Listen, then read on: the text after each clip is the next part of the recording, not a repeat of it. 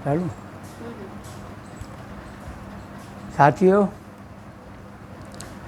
आज कॉमरेड सैली 24 तारीख को उनका जन्मदिन है। उसके उपलक्ष्य में पूरे प्रदेश भर में एक सप्ताह के दौर में उनके जन्म के कार्यक्रम को मनाया जा रहा है। उसी के तहत मैं जैसी मिल का मजदूर श्री कृष्ण बघेल सन 1986 में सैली जी के साथ में थोड़ा साझा कार्यक्रम हमारा उनके साथ चला। सन 86 में जब जैसी मिल का आंदोलन चला तब कॉमरेड सैली और बादल जी हमारे जैसी मिल गेट पे आया करते थे। उस समय हमारी मुलाकात उनसे हुई। भारी जुझारू थे, एकदम यंग थे। उससे हम प्रभावित होकर जैसी मिल के गेट पर जब भी मीटिंग हुआ करती थी तब आया करते थे।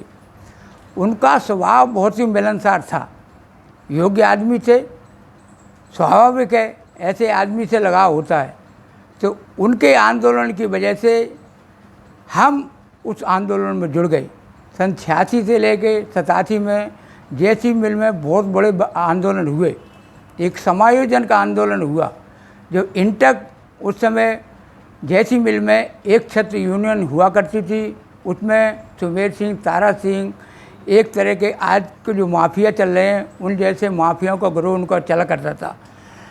मजदूरों को बहुत आतंकित किया जाता था। जैसी मिल में जहाँ तक कि मजदूरों को इतना दबाया जाता था कि न्यूनतम बोनस के सिवा सैली आने तक कभी किसी को एक पैसा नहीं मिला।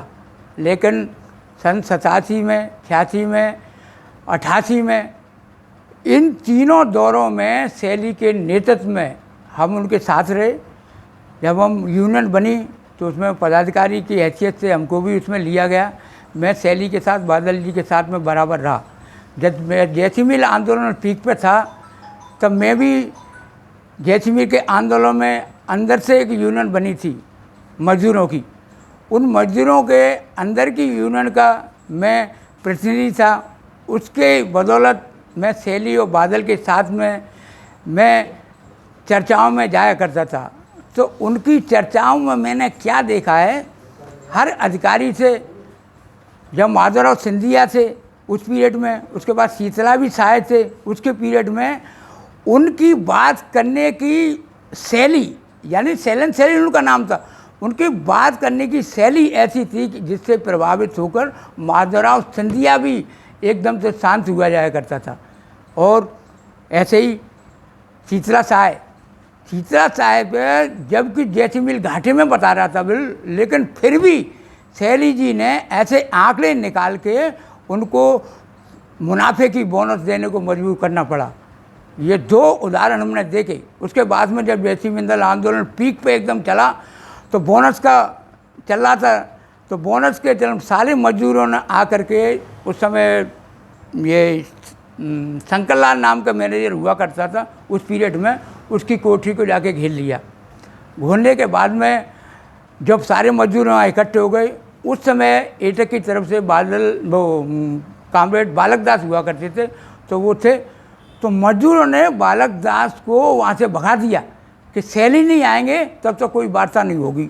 मजदूरों को दसियों हज़ार, और जहाँ तक कि मोहल्ले से, लाइनों से सारे आदमी पहुँचे, कम से कम 20-25 हज़ार की भीड़ में उसको ऑफिस को घेर लिया। उसके बाद में सारे लोगों ने, बालक दास, अन्य नेता उस पीरियड में हुआ करते थे, उनको भगा दिया।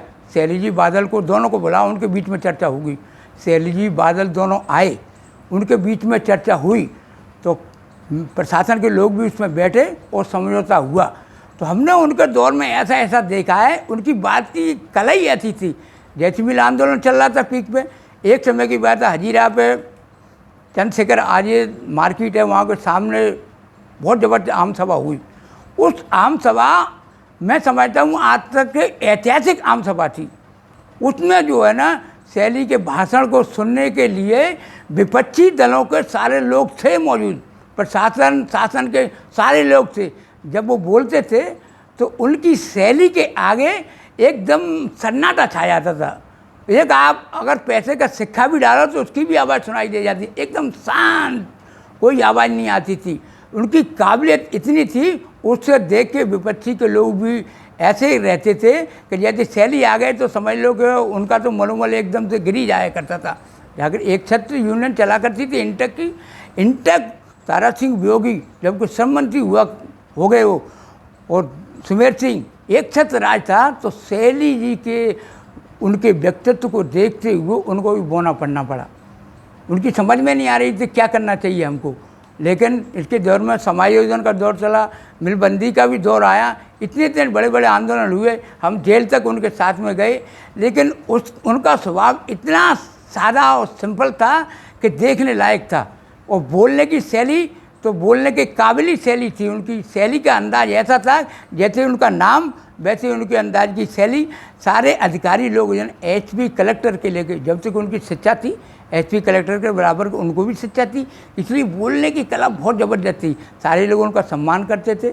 जबकि हमने देखा, अपने दौर में ही देखा, दूसरे दलों को इतने प्रभावित होकर लोग, जैसे अब वो उस समय हुआ करते थे जमुना प्रसाद शास्त्री, जबकि वो सांसद थे, सांसद होने के बाद में भी उतने शैली से प्रभावित हुए, सैदी और बादल से इतने प्रभावित हुए, दोनों से प्रभावित होकर राम लखन शर्मा जी और वो दोनों ने पार्टी को ज्वाइन किया। सीपीएम में आने के लिए कौन सोचता है? आजकल देखा है, आज के दौर में भगदड़ मची है, बीजेपी कांग्रेस, बीजेपी कांग्रेस, कांग्रेस का बीजेपी। लेकिन उनकी इतनी ज़बरदस्त शैली की वजह से दूसरे दल के नेता सीपीएम में आने के लिए मजबूर हुए। उसका आंदोलन इतना ज़बरदस्त था, बोलने की कला थी, लेकिन आज हमारे बीच में वो नहीं है, इसका हमको बहुत अफसोस है। लेकिन उनकी शैली बहुत ज़बरदस्त थी, लेकिन वो कैसे गए, वो शैली हमारी उनके पसंद में नहीं आई।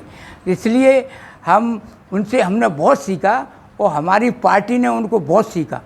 जबकि छोटी पार्टी हुआ करती थी भोपाल में, मैंने सन 86 से इनको देखा, तब से लेके मैं देखता था। उससे पहले सिटी की यूनियन यहाँ जैसी मिल में नहीं हुआ करती थी, और भी हुआ करती होगी तो उसके बारे में विशेष कर ज़्यादा जानकारी नहीं थी। लेकिन 86 के बाद में मैंने देखा है पूरे मध्य प्रदेश के स्तर पर जो है ना, सीटू की एक बहुत बड़ी साख बढ़ी है। आज पूरे मध्य प्रदेश में उनके नेतृत्व में, ये मान के चलो उन्हीं के श्रेय से पूरे मध्य प्रदेश में पार्टी संयोग खड़ी हुई। और छोटी सी उम्र में राज्य के सचिव, मार्क्सवादी कम्युनिस्ट पार्टी के राज्य सचिव के रूप में उनने छोटी सी उम्र में उन्होंने पद संभाला, और केंद्रीय कमेटी के वो मेंबर थे। उनका इतना छोटी उम्र में इतना लंबा सफ़र, आज अगर वो होते तो आज भी मध्य प्रदेश की स्थिति कुछ और होती। और आगे हम आशा करते हैं कि आगे भी उनकी प्रेरणा लेके हम आगे की ओर बढ़ते रहेंगे। इन शब्दों के बाद अपनी बात समाप्त करता हूँ। धन्यवाद।